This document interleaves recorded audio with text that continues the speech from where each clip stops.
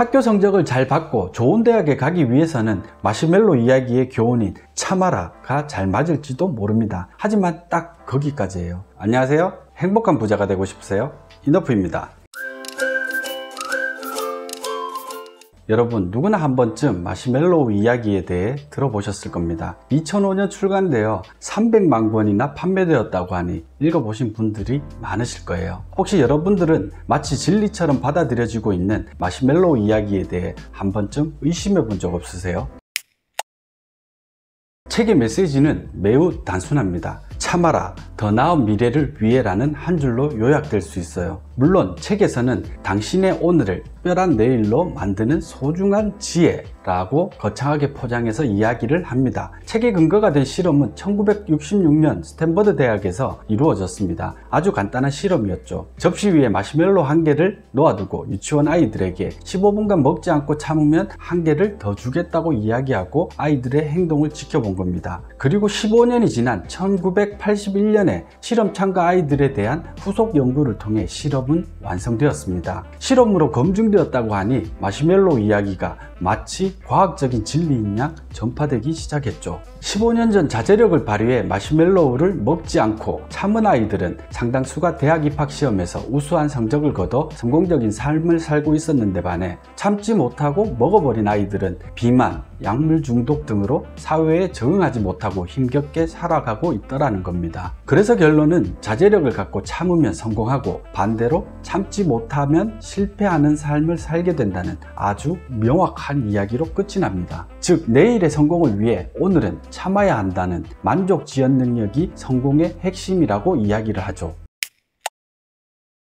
어떤가요? 매우 그럴듯하죠. 대부분의 사람들이 책이 전하고자 하는 이야기를 진리로 받아들였고 그 믿음에 따라 살아가고 있습니다. 내일을 위해 오늘을 참고 희생하면서 말이죠. 좋은 대학에 가야 하니까, 학교에 들어가서는 좋은 직장을 구해야 하니까, 취업을 하고 나면 승진하고 살아남아야 하니까, 노후를 준비해야 하니까, 뭐뭐 해야 하니까 그때까지 참자 하고 모든 걸 미루지만 그때는 영원히 오지 않습니다. 항상 참아야 할 일들이 새롭게 생기는 거죠. 책이 이야기하고 있는 것처럼 무언가 참고 견디면 정말 성공할 수 있을까요? 그걸 여러분들은 의심해 본 적 없으세요? 실험의 표본 숫자가 절대적으로 부족했다는 사실은 제쳐두고서라도 당시 실험 대상은 스탠퍼드 대학의 부설 유치원에 다닐 정도의 백인 중산층 가정의 아이들이었습니다. 쉽게 말해 좀 사는 집 아이였던 거죠. 그들은 과연 모든 아이들을 대변할 수 있는 표본으로 볼 수 있을까요?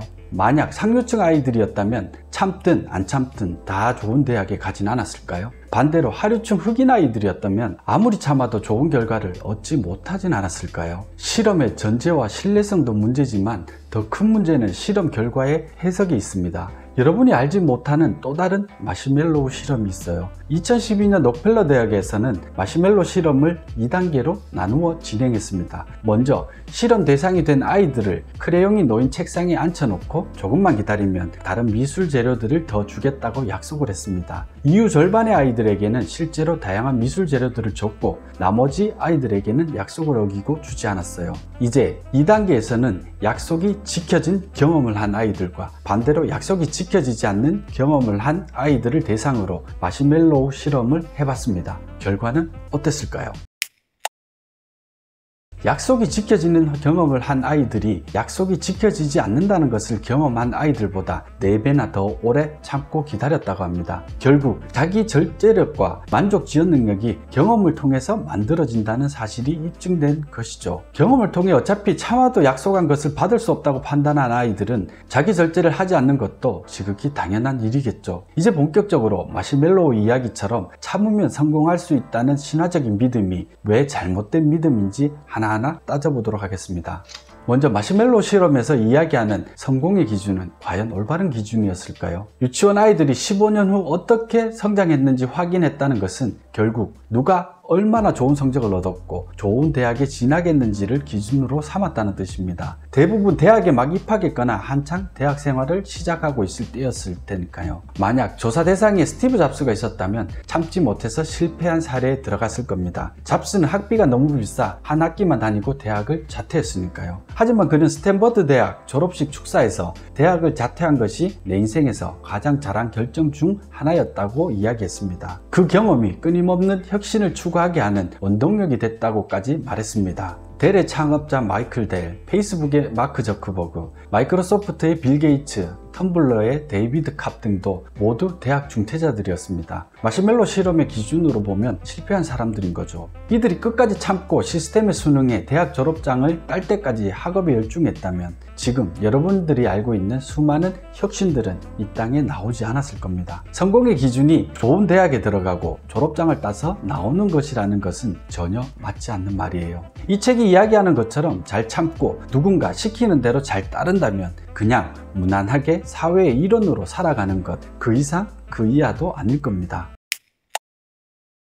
여러분들은 혹시 마시멜로 이야기의 작가들에 대해 한번 생각해 보신 적이 있으신가요? 이 책을 쓴 작가들은 어떤 사람이었을까요? 모든 책에는 작가의 신념과 의도가 담겨 있기 마련입니다. 그걸 뒷받침하기 위한 편집된 진실들이 책에 담기는 거고요. 만약 선대인 소장님이 부동산 책을 쓴다면 당연히 집값 폭락한다에 대해 다양한 근거들을 수집해서 책을 쓰셨겠죠. 자신의 신념과 의도에 맞게 책을 쓰는 거니까요. 그분이 쓰신 책들을 보면 당시나 지금이나 틀린 데이터나 말들은 거의 없습니다. 다만 결과가 전혀 맞지 않았을 뿐입니다. 어쩌면 부동산은 내려야 한다는 결론을 이미 세워두고 논리를 펼치셨을지도 모릅니다. 하지만 주장의 당위성 자체가 진리가 되진 않습니다. 그럼 다시 마시멜로 이야기로 돌아와서 공동저자인 호아킴 데포사는 자기계발 전문가인 동시에 동기부여 연설가였습니다. 기업에서 판매 훈련 프로그램을 개발하는 일도 했고 또 자기계발 훈련 회사를 운영하기도 했습니다. 그의 주된 관심사는 직원들의 동기를 부여해 기업을 효율적으로 운영하게 하는 것이었습니다. 즉 기업가의 입장을 대변해 개인들의 효율성을 높이고자 하였고 그런 그에게 마시멜로 실험은 단지 그런 직원들을 양성하기 위한 좋은 사례에 지나지 않았다는 뜻입니다. 철저하게 자본가 혹은 기득권의 입장에서 훌륭한 직원을 양성하기 위한 동기부여 교육용 교재를 여러분들은 돈을 주고 구입해서 읽으신 겁니다. 그리고 모든 문제를 스스로에게 돌리죠. 내가 성공하지 못한 이유는 자제력과 만족, 지연, 능력이 부족했기 때문이니까 이걸 더 키워야겠다. 그리고는 참고 또 참습니다. 책은 이렇게 이야기합니다. 성공한 사람들은 보이지 않는 미래를 위해 참는 능력을 길러 성공했는데 너희들은 늘 눈앞에 보이는 대로 먹어치우니까 실패하게 되는 거야. 여러분들이 이 말에 동의하시나요? 기득권층은 이 책이 눈물 날 정도로 고맙습니다. 모두가 참고 있으면 이 시스템이 계속 유지될 테니까요. 사회의 잘못된 시스템이 아니라 참지 못하는 개개인들에게 모든 탓을 돌리니까 얼마나 좋습니까? 그런데 잘 생각해 보세요. 지금까지 자본주의 사회는 불편함을 참지 못하고 부당함에 한가한 사람들에 의해 발전되어 왔습니다. 모든 성공은 불편한 것들을 개선시킬 수 있는 아이디어와 그걸 실행에 옮긴 사람들에 의해 이루어졌습니다. 그냥 참기만 한 사람들이 아니었죠. 그냥 참고만 있는 사람들은 학교의 모범생, 산업사회가 요구하는 충실한 회사원 정도밖에 되지 않았을 겁니다. 참고 열심히 일하는데도 불구하고 삶이 나아지는 게 없다면 당연히 무언가 잘못됐다 생각해야 하고 또 바꾸려고 노력해야죠. 창업을 하든 투자를 하든 바꿔야 정상인 겁니다.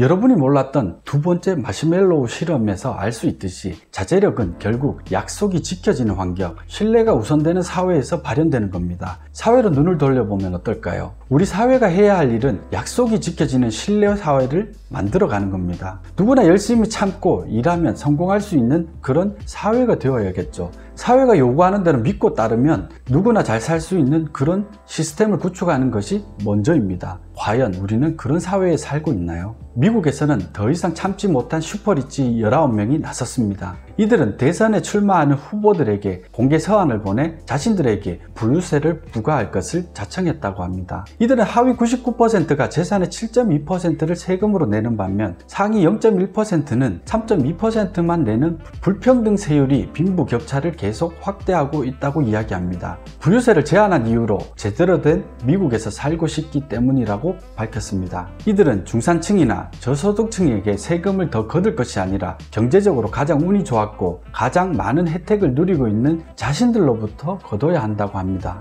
또한 미국은 그들에게 더 많은 세금을 거둬야 할 도덕적, 윤리적, 경제적 책임이 있다고까지 했습니다. 그러면서 자신들과 같은 슈퍼리치들을 향해서는 자랑스럽게 세금을 내야 한다며 부유세를 내는 것이 우리가 할 수 있는 최소한의 일이라고 동참해 줄 것을 권했습니다. 결국 부유세를 내는 것이 곧 애국이며 미국의 자유와 민주주의를 강화하는 일이라는 겁니다. 이 이야기를 듣고 혹 불편하신 분 계신가요? 그런데 잘 생각해 보세요. 이건 가난한 사람들이 부자들의 돈을 빼앗아 나눠 가지자고 하는 그런 이야기와는 다릅니다. 부자들 스스로가 뭔가 잘못되었다는 것을 인식하고 개선하자고 제안한 내용이죠. 자신들은 아무런 노동도 하지 않고 정말 최선을 다해 매일매일 돈을 쓰고 있지만 그 돈은 전혀 줄어들지 않고 오히려 늘어나고 있으니 얼마나 이상했을까요? 이건 잘못된 시스템의 문제입니다. 시스템이 부자들에게 너무나 유리하게 되어 있으니까 그걸 바로잡아 공정하게 세금을 내자고 이야기하는 겁니다. 부자들에게 더 걷자는 것이 아니라 공평하게 내자는 것이니 전혀 발끈하실 필요가 없습니다. 모두가 평등하게 나눠 갖자는 공산주의만 자유시장 경제의 적이 아닙니다. 아무리 노력해도 안 되는 기울어진 운동장을 설계한 잘못된 시스템도 분명 민주주의 사회의 적입니다. 말도 많고 탈도 많은 미국이지만 이렇게 깨어있는 사람들이 많이 있고 또 목소리를 낼 수 있기 때문에 지금 세계 경제의 패권국으로 군림하고 있지 않나 생각해 봅니다. 그런 미국이 마냥 부럽네요. 결론입니다. 학교 성적을 잘 받고 좋은 대학에 가기 위해서는 마시멜로 이야기의 교훈인 참아라가 잘 맞을지도 모릅니다. 하지만 딱 거기까지예요. 불편함을 못 참는 사람들이 세상을 바꾸는 혁신가로 성장합니다. 눈에 거슬리는 것을 참고 보지 못하는 사람들은 세상을 바꾸는 디자이너로 성장하고요. 자신의 가치를 인정해주지 않는 환경을 견디지 못하는 사람은 창업을 해서 스스로 기업가가 됩니다. 여러분은 그저 참기만 하면 성공할 수 있는 그런 사회에 살고 있지 않습니다. 그 잘못된 신념을 버리는 것에서 성공의 싹이 튼다는 것을 잊지 마세요. 오늘 영상은 이것으로 마치겠습니다. 영상이 도움이 되셨다면 좋아요와 구독 부탁드립니다. 여러분 행복한 부자 되세요. 고맙습니다.